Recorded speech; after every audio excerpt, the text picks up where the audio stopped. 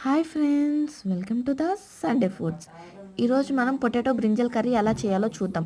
ఒక కడాయి తీసుకొని దాంట్లోకి కొంచెం ఆయిల్ వేసుకొని ఒక పచ్చిమిర్చిని అలా అలా కట్ చేసుకొని వేసేసుకుందాం.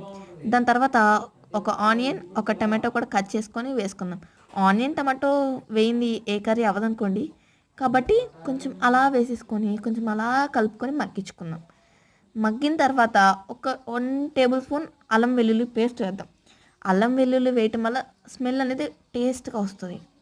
కాబట్టి కొంచెం సాల్ట్ వేసుకుందాం. సాల్ట్ వేయటం వల్ల టమాటోస్ మగ్గుతాయి. పసుపు వేసుకుందాం, పచ్చివాసన పోవాలి కదా మరి.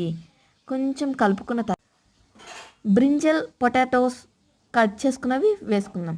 వేసుకొని అలా కలుపుకుంటూ పసుపు అందేటట్టుగా చూసుకుందాం. చూసారా, పసుపు అంటింది.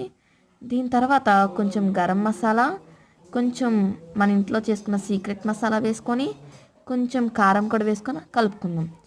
దాని తర్వాత సాల్ట్ సరిపోలేదని కొంచెం సాల్ట్ వేసుకున్నాను. వాటర్ కూడా వేసుకున్నాం. కొంచెం కలుపుకున్న తర్వాత మూత పెట్టి 2 minutes వెయిట్ చేద్దాం. చూసారా, మన టేస్టీ బ్రింజల్ కర్రీ రెడీ అయిపోయింది.